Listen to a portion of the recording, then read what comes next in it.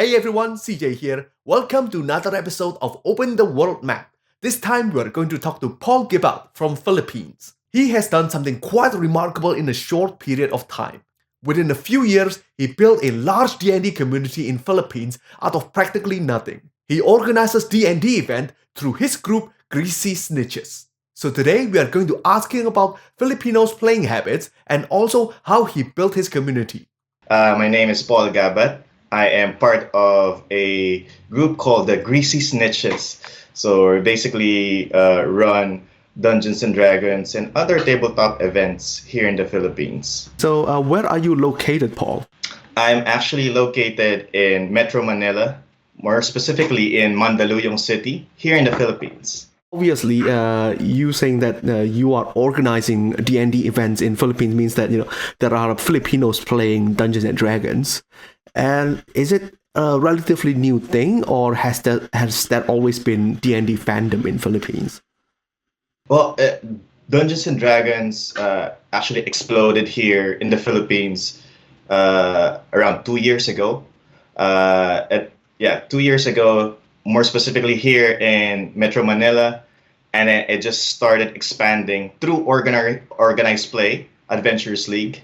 It expanded from different cities, and now it even goes from like the northernmost part of the Philippines to the southernmost part also. So it's pretty great so far. Okay, well, that sounds excellent. So, and you said organized play, Adventurous League is helping you spread the interest, which is quite contrary to what's happening at most other nations.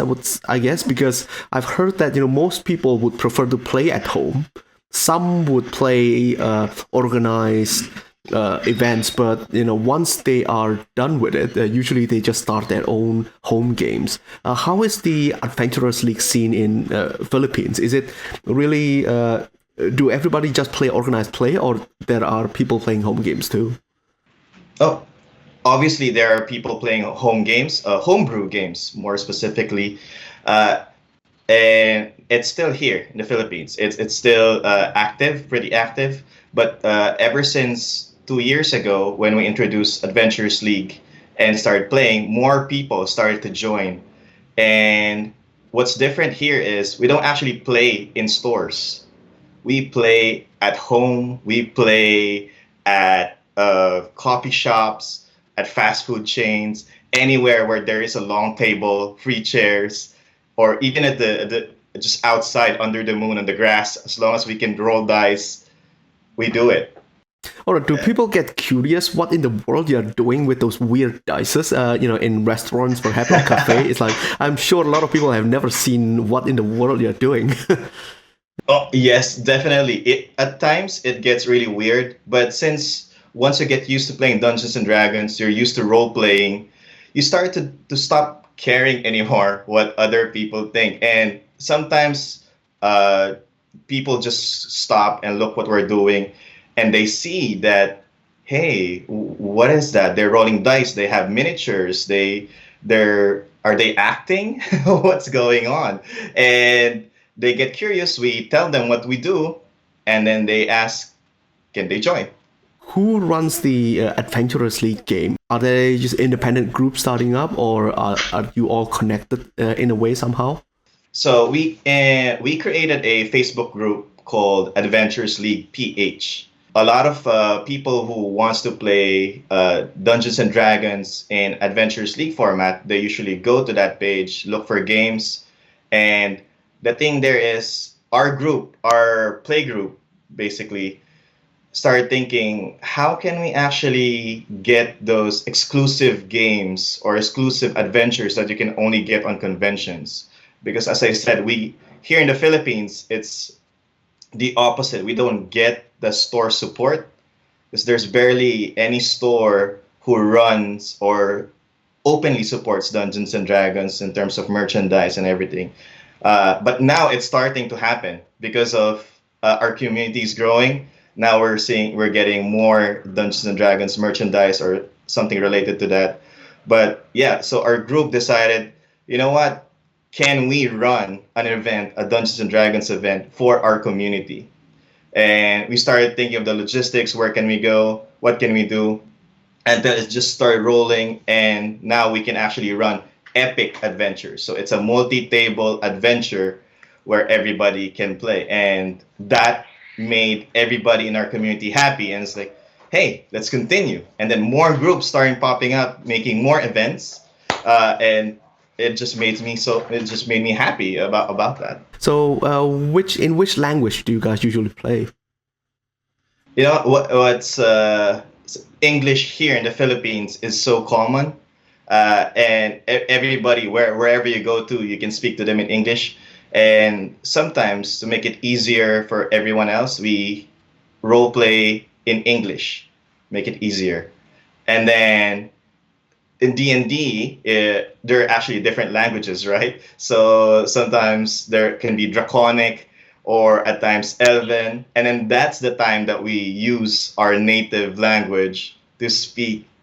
So we convert like Draconic into Tagalog or Really? Filipino, which makes The it easier. Dragonborns are actually Filipinos in your game. Yeah, so if there are actually foreigners, for example, in our table, they don't speak Tagalog or Filipino, then they really feel it that I'm speaking to you in Draconic. Unfortunately, you can't speak Draconic, so that's how it's supposed to go. Okay, Yeah. well, you said there are foreigners on around your table. So does it mean that you have had people coming in overseas with their Adventurous League log sheet and play at the level they already played back home? Has that happened before? That has happened, but the common scenario here is they had a homebrew game uh, back home, and they come here. They're itching to play Dungeons and Dragons, and they want to know where to play. And so we introduce them to Adventurous League, and we give them a character sheet, log sheet, the rules, basically how to play it.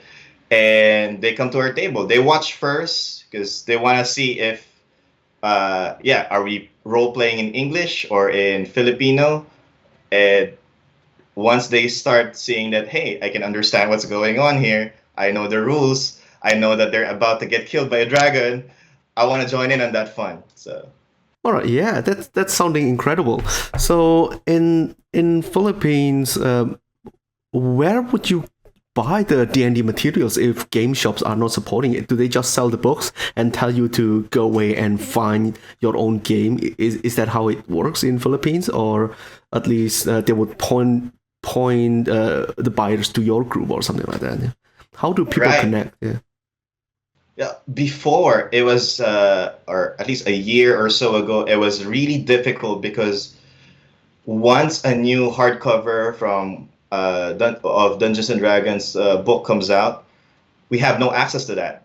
We have to wait like months before it gets shipped here to one bookstore or actually a hobby shop who's kind enough to, you know what, these poor players need some love. I'm gonna pre-order some Dungeons and Dragons book, some dice as well, and then sell it to them. And then since there's very limited product, the books sell out really quick.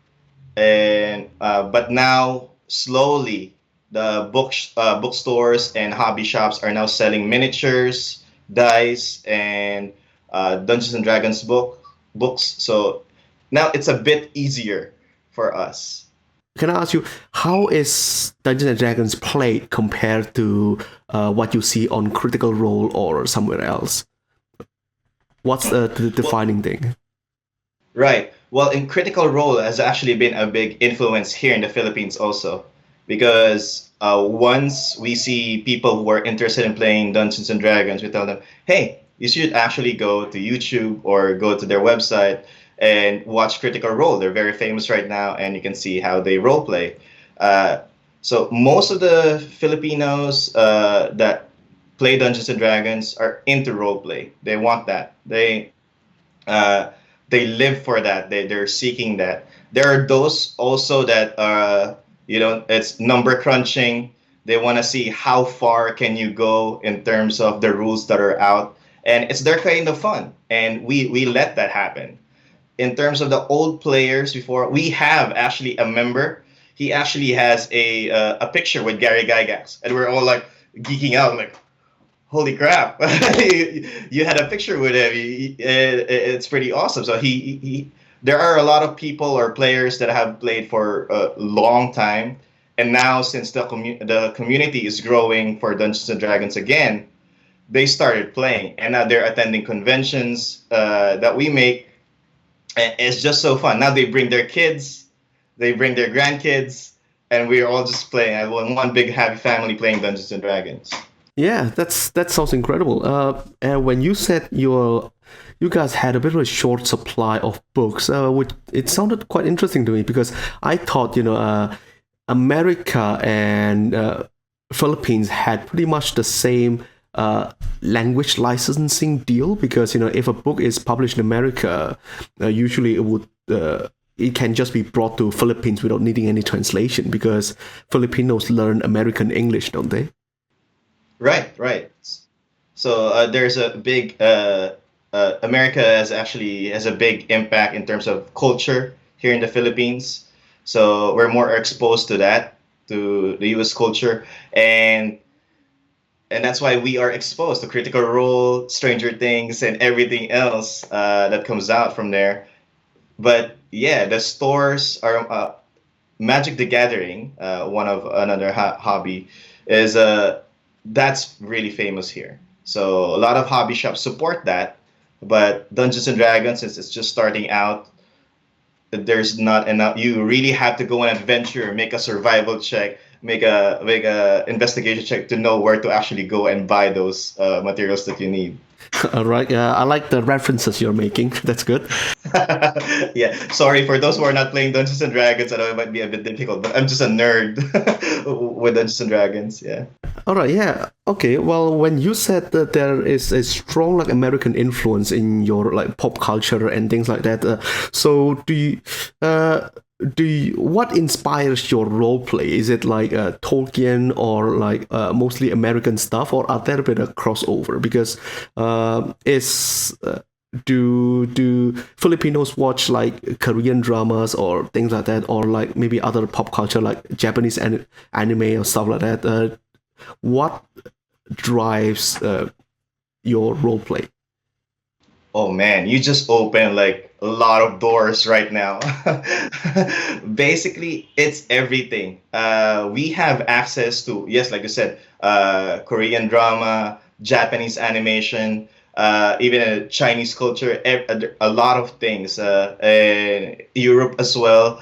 And a lot of the players that I've talked to, I've been with, and the people that I see playing D&D as well, it's a mix. We're not just stuck with whatever we're exposed to in terms of U.S. culture, but there are a lot of people here who watch anime, and you know what? I want to make that character. That looks cool. Or you know what? I want to make an original character, or I want it to be like based on Filipino mythology. So they create those stuff. That's the best thing, or that's one of the good things about Dungeons and Dragons is that you can be anything, and it makes people happy that you know what, at 8 a.m. to 6 p.m. I go to work as an ordinary person or I go to school, but then once we sit on a table, we play Dungeons and Dragons. I'm this really cool hero or anti-hero, or it depends on their imagination is the limit basically. Okay, right. Okay, well, you have touched on an interesting thing. So, you said sometimes they want to role play as a famous like Filipino hero. What sort of like mythology or legends in Philippines are there that you think would be really great if they incorporated into like official Dungeons and Dragons, or maybe just something that you would want to play as at home? Right. Oh man, here there's a lot of folklore, and we have things called aswang and other monsters that are here in the are basically famous here in the Philippines. We have a reverse centaur basically. So that yes, so the top half will be a horse, and then the bottom half is human. And we call that tikbalang. So imagine that you have a reverse centaur character, like you have a horse head guy and a humanoid, and then playing Dungeons and Dragons. That would be pretty cool.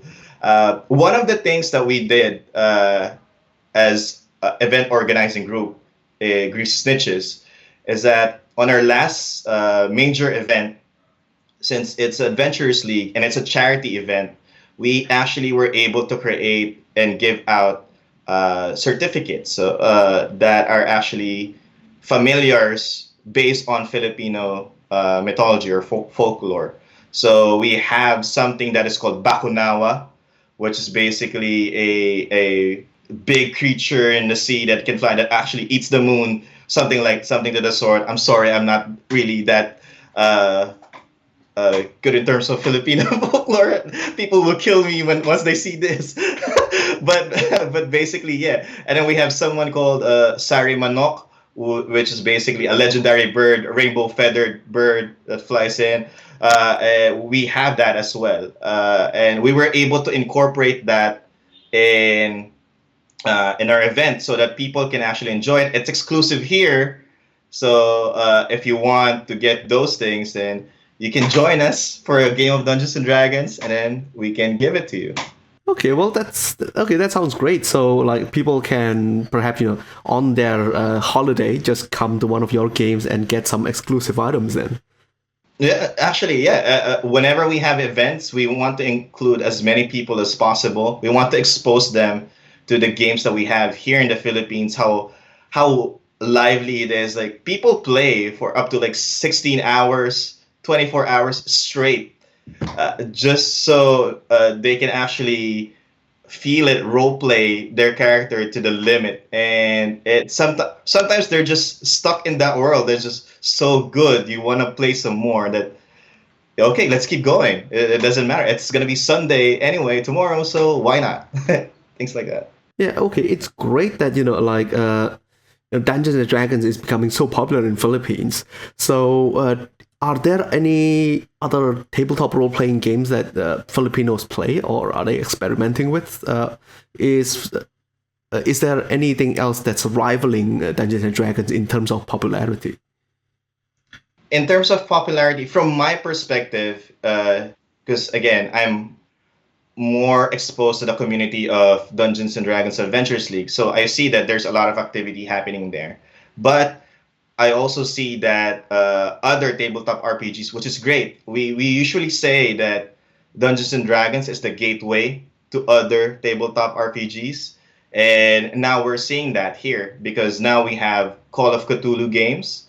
We also have Vampire the Masquerade uh, and Lord of the Fire Rings role playing game. I've been a part of that as well.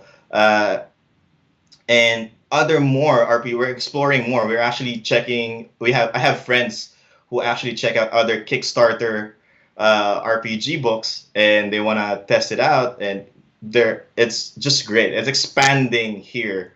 It's like uh, instead of having video games, now we go to tabletop RPGs. We go back old school now. We go back from the beginning and just role play at the table, basically. Okay, so fancy that you mentioned Call of Cthulhu again. I've heard, I've like spoken to a few different people from different countries. They mention Call of Cthulhu quite a lot, and sometimes they forgot to mention Pathfinder. How is Pathfinder doing in Philippines? Pathfinder, yes. There is actually a group here also who plays Pathfinder. There's also a similar structure in Adventures League, like Pathfinder Society. So that's also pretty active here in the Philippines. And again, but I feel like what's this? Since again, I'm exposed more to Dungeons and Dragons, and I love Dungeons and Dragons. So yeah, I haven't been exposed to the other tabletop RPGs yet. I joined like one game or two sessions just to try it out, and then I see a lot of people getting into it, getting exposed to it, and they're having fun. There are other groups as well who organize these events for other tabletop RPGs. So like the Greasy Snitches right now is more focused on Dungeons and Dragons, and now we're trying to expand to others like Call of Cthulhu, Pathfinder, if possible, and we also have, which is very very great, and I'm so proud of.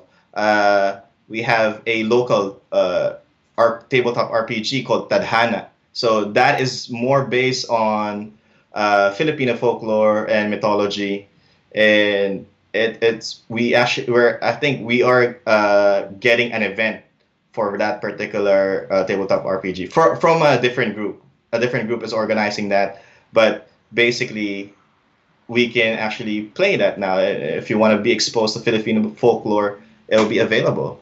All right, that sounds great. I mean, there is already a natively created tabletop RPG in Philippines already. Okay, well, this is a bit of a more of a cultural sort of question. And I guess in many parts of Asia, it's like once you have reached adulthood, you're just expected to work, work, and work. Do you think that it's a bit of a social taboo to spend so much time like playing a tabletop game as adults rather than like trying to work or something like that? Would the older generation look down upon that?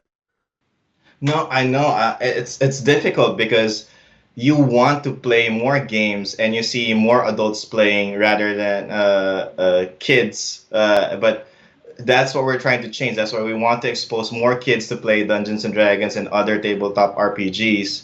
That way, the next generation, you have someone to play with. And we want that to happen. But we see Dungeons and Dragons as a good escape. Well, not just an escape, but it's sometimes it's a best way for us to bond as adults. Basically, we can drink, eat, and then at the same time play Dungeons and Dragons, and then spend a couple of more hours just playing more Dungeons and Dragons. Basically, yeah. What would be a perfect sort of game to most Filipinos, you think? Or the majority of them, yeah. Majority definitely role play, but again, there are those players who actually prefer combat, those who are not really or shy in terms of role playing, and you will see that. But there are different types of fun, and we all try to accommodate and make sure that they're all if that's their definition of fun, as long as it's not interrupting or it's not abusive or it's not offending other people, then we let it happen. There are those who wants to crunch the numbers, see how high you can go, and that's fine as long as it's within the rules. You're not hurting any people. You're enjoying it. That's fine. There are those who create like daily journal of the lives of their characters, and again, that's fine too. I know there we actually have like a local Wikipedia of like our characters just posted there. Like someone posted, if you want to, make your character immortal, we have a wiki page. You can post your character there, and yeah, it's actually great. Do you guys usually play with the hardcover and the modules rather than creating your own adventures? We try to play all as much as possible. So as I said, the community here especially in Adventurous League is pretty active. So if you ask a Dungeons and Dragons player, they will commonly say that we have a hardcover group, and then during my free days, I also play modules. So we have that. And another thing that's good about being part of at least the events group or the Greasy Snitches is that we were finally able to get out a convention created content for Adventurous League. So we have a CCC out. It's the first one. It's not yet released in DM's Guild, unfortunately. But yeah, we managed to create one module, and hopefully we were able to play it or run it at our latest convention, Conclave Second Wind. And people actually love it. So I hope that's the feedback that they gave us. So if it's true, some people cried. They said, I'm not sure, but that's basically the teaser that we have. Once we release it in DM's Guild, it's all for you guys to read and run. When do you think you're going to release it? Maybe I can just put up a link of the adventure. Oh yeah, actually, we're planning. Yeah, since season 8 is coming out, there will be rules changes, format changes. So most probably it will come out once season 8 is actually ongoing. That way, at least it follows the new rules and everything, and it'll be easier for every Adventures League player to adapt to it. So there. So, do you sometimes find difficulty, playing with people, with such different point of reference for their role play?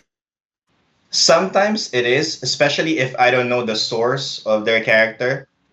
But basically, I try to adapt to it. I ask them, where is this character from? What is it based off? And yeah, we basically just he tries to explain. They're very passionate about their character, so they will explain where it's from, and then yeah, that's basically how I deal with those. Us at the community, we're very patient in terms of having these characters explaining what they have, and yeah. Okay, right. Let's move on to your group, Greasy Snitches. Yes. Let's yeah. What gave you the idea to call it Greasy Snitches? What's the inspiration for that? So when we started out, we have a wizard who doesn't really know how to cast spells. She's gonna get mad at me for that. But basically, yeah, we found a combo that's where you cast grease, and then we light people on fire. Basically, we just use a torch instead of fireball right away. We use grease, and then we set people on fire or our enemies on fire.